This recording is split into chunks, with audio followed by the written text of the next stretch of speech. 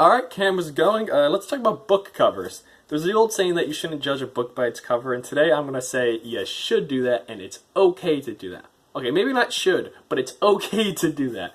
When you go book shopping, like, if you're one of the few people who still go to bookstores, the first thing you're going to see is, like, the spine of the book. You know, you're going to be like, ooh, what's that book? It's, oh, Mr. Penumbra's 24-hour bookstore. I wonder what that's about. Then you take it out, you're like, ooh, and then you read the title, you're like, ooh, and then the back, you're like, oh, that premise and words and whatever.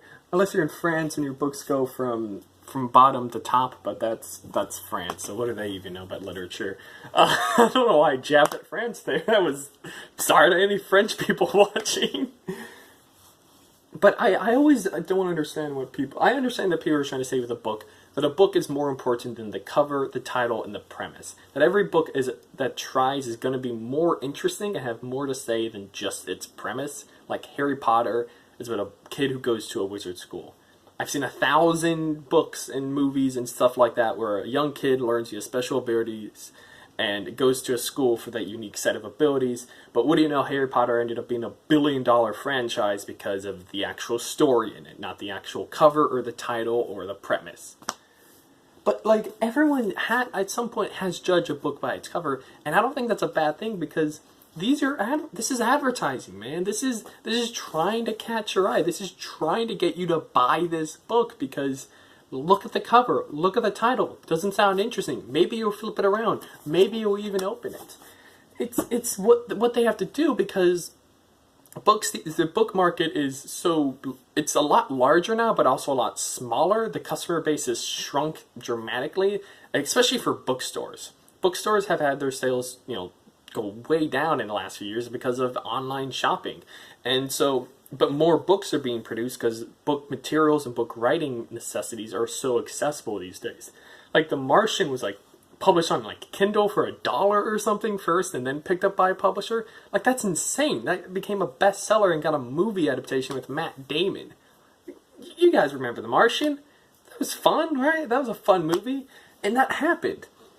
So some would say like, oh, you don't need a good cover. You don't need a good title. Like The Martian doesn't even sound like that great of a title.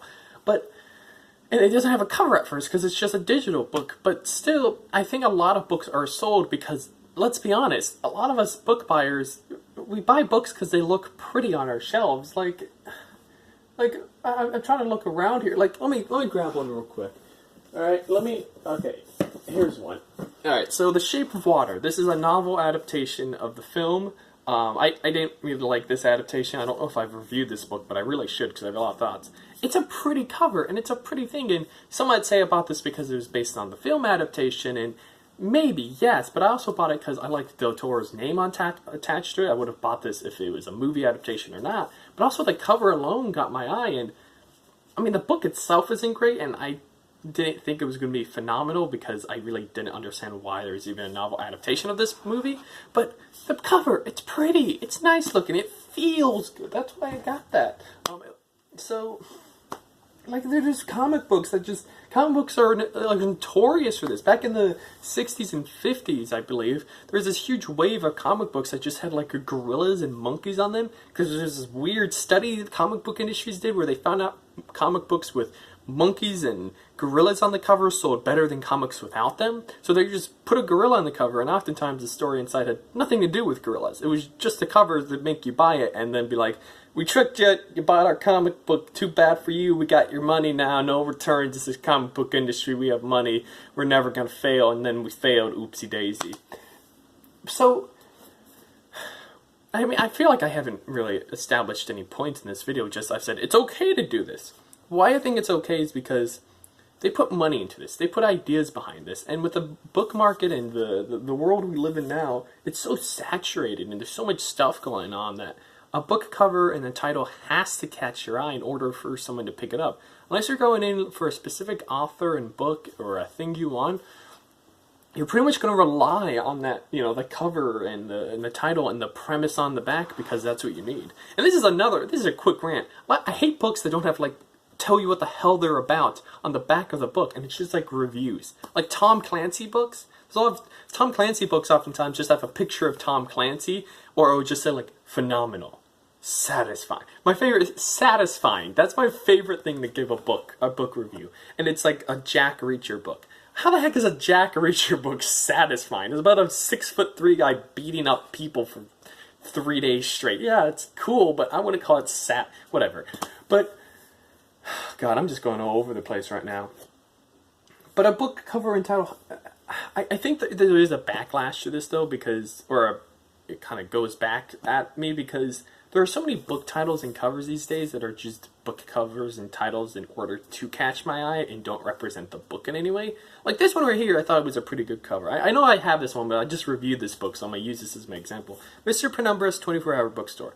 It's a good book cover, you know. It's just white background. It's got a bit of texture to it for each of the yellow rectangles, which are the books on the bookshelves. And when you turn off their lights at night, this actually glows in the dark because it's a 24-hour bookstore. That's a cool design. It fits with the theme of the book. It continues on the back even and the side.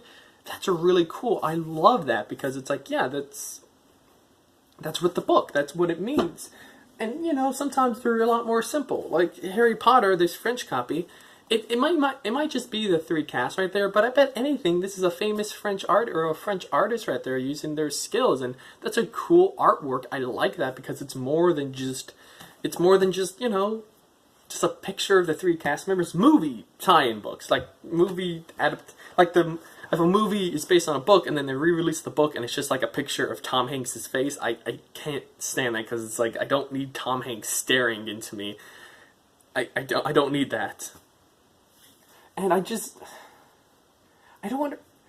I'm sorry, I'm just stammering over my words at this point because I forgot the point I was trying to make. Oh yeah, there's book covers and titles that try too hard now. Like I was in Barnes & Noble the other day for some reason, and I saw this book title and it was "I Am Not Your Typical Mexican Daughter." Probably a fine book. I don't know. I didn't read it. I didn't look at the back even. But it's like, that's a sentence. That's a BuzzFeed article. That's not a title of a book. That's you trying to catch my eye. Trying so hard to be like, it's like a Hot Topic t-shirt. Like, that's what it reminds me of. Like, you know what, like one of those Hot Topic t-shirts you see like 12-year-olds wearing? Like, how about no? Like, you know the ones from Hot Topic? Those shirts are fine and all, but I'm not going to call them like, they're there to catch your eye. Like, they're there so you read them and you think a certain thing about the individual wearing it because it's a form of their identity process. That's what that shirt is for. That's what that book title is for. It's just trying to be like, look at me, I'm this. And I don't like that. I just want a book cover to be simple, have a bit of art to it, but not just be like a person's face. Like, let's look at this. This is a copy of A Confederacy of Dunces. I think the back cover of this book is great. It's just yellow and blue. I think it fits the color scheme. I love the front here. It's kind of, it's official, almost comes off like a news article. But then the bottom, I like the art for it. I like the color design. I like the choice of colors and how it all works together. But, you know, it's just a dude's face, really, when you get down to it. But it catches my eye more so than something like, you know, the tie-in edition to like Cloud Atlas, which is just like Tom Hanks' face, Halle Berry, and like some other actors on it, because those were the people who apparently sold the movie tickets, so that's why they put them on the book to help sell book sales. It's ridiculous. I don't like that. I want some design, I want some color, maybe this is a personal preference, but I don't want just a dude's face. I don't just want nothing. I don't want just something boring, because it's like, give me something. I know I'm asking for a lot. I know I sound entitled right now. Like, I want more things from an already failing and non-profitable market and industry. I want you to do more for me. But I do think that there's this kind of weird thing where they're having trouble selling books, and they do realize that book covers and titles are important, but they're going too hard at it. A lot of book covers just need to calm down, relax, and people need to realize that we buy books based on these things. We do. We can't lie to ourselves. Or if you go to a library and you're choosing a book to check out, you don't know what you want, you're gonna look at the back cover and the side and the art and how it looks and feels in your hand, because you're gonna be holding the thing for a long time, so you want it to feel nice in your hands. But I don't think you should judge the actual aspects of the novel and the book based on what you after you read it based on the premise. I think you should judge it on its own merits, and I think you should give every book a fair chance, but if something just doesn't catch your eye, then it doesn't catch your eye. But yeah, guys, this is more of a rant video. Thank you so much. I hit that 10-minute mark. Oh my god, let's do it, you guys. 10 minutes. Let's get 4 times the ad revenue out of this thing now. Let's go. Let's do it. I'm never gonna get money off of this. Anyways, if you enjoyed watching this video, you know what to do. If you enjoyed me or didn't like me, you also know what to do. And I hope you all have a great day. Bye.